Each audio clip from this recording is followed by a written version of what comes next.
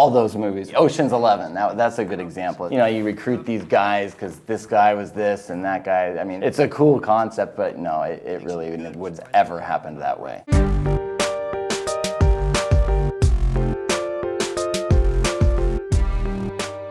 For Anthony Curcio, he pulled off the perfect crime.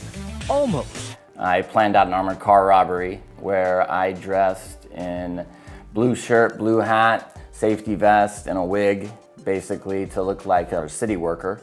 And before the crime happened, I posted an ad on Craigslist, and I don't know how many people showed up to the bank, but I requested that they wear a blue shirt, blue hat, safety vest, so everyone looked uniform. And on Tuesday at 11 o'clock on September 30th, 08, the Brinks armored car pulled in, and there was 10, 15 people in one corner, and then another 6 or 7 people in the other corner. And then there was one person that was on his own. As soon as they wheeled in the money, I came in from behind and pepper sprayed the armored car driver, took the money, ran across the highway and stripped off all of my clothes, threw it on the ground, and am known for escaping on an inner tube because it was like separating. There was a little stream that went underneath freeway. I could go underneath the stream on the inner tube, come out the other side, and even though distance-wise, they're very close. In order for a vehicle to get from here to there, it would probably be about 15, 20 minutes. So when the police showed up at the scene,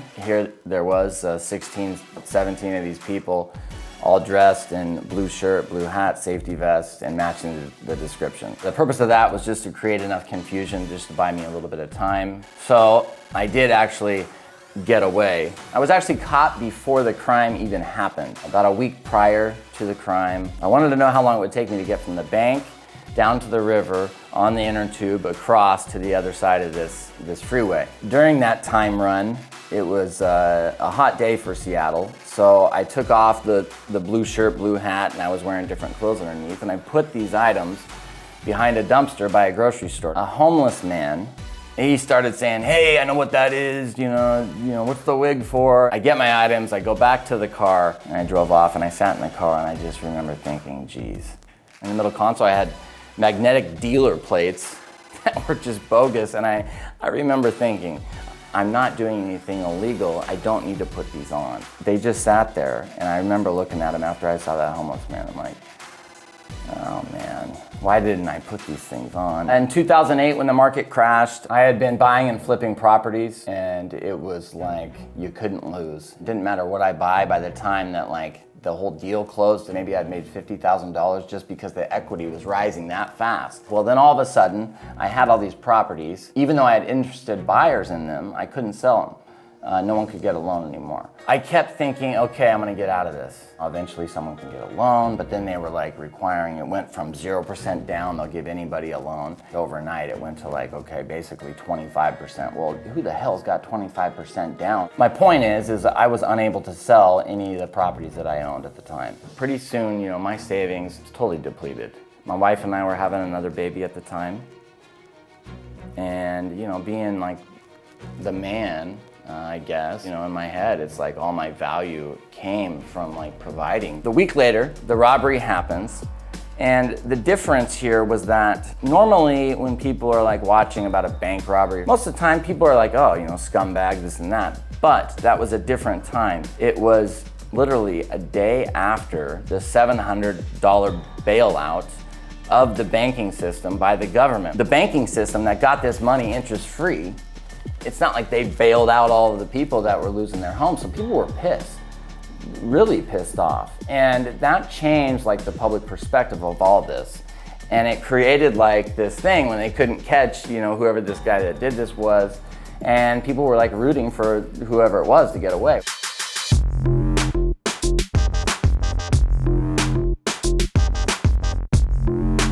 What do you got? The Holy Grail, the Union Depository. And they say it cannot be hit. I gotta make a big take. Well, gems it is then. Yeah, it's gonna be kind of hard to do a mission without the cheat codes though. That's the thing is it makes the game funner for like, it's kind of like real life. You get the cheat codes and it's like, oh, I can get this faster, I can get that, I have all this money and then it totally like deflates the game like funness though. Okay, let's get this done. Press to enter glasses hidden camera. It's like, yeah, well, you can record whatever you're looking at, but guess what? They're recording you too. You don't think they're gonna look back? Thank you, sir. Thank you. Sir, thank you. This shot is useless. Shut up, man. What we got? A security camera and the alarm system. Yeah, which I'm all on. Good work. Now speak to the assistant and see if there's anything else we need to know. Oh, exactly. That's a good idea. Just long enough so she remembers me. Yeah, look at me. Remember this face. I'm gonna take a look around. Think about it. Come back to you, baby. I'm gonna go look around. Think about it. Then I'll come back, baby. She'll never remember that. I'm on the roof. All right, use the glasses to get me a shot of Angelico's roof unit. It'll be right above the store. Wait, I'm on the building of? Get the fuck out of here. Why did I go into the store? The dude already knew that was in there. Why did I go in there? The reason for committing this crime is because the dude owes the money to the guy, 2.5 million, and he has no insurance. Yeah, they're all talking tough here, but you know what? As soon as the feds come knocking, throwing 20 years at you, guess what? All your homeboys will sell you out in a heartbeat.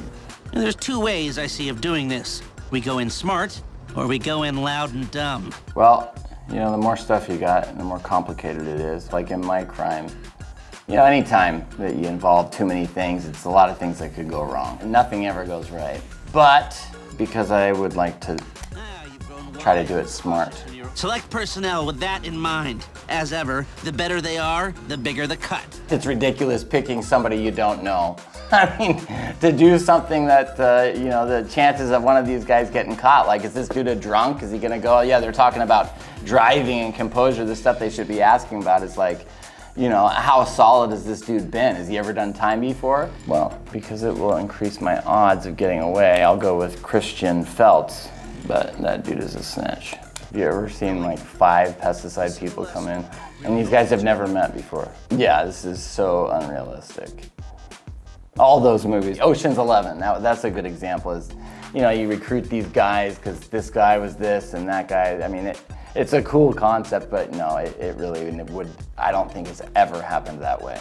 It comes down to like loyalty, really, and trust. At the higher levels of, you know, that type of stuff from my experience were actually the people that were like more trustworthy than a lower level person.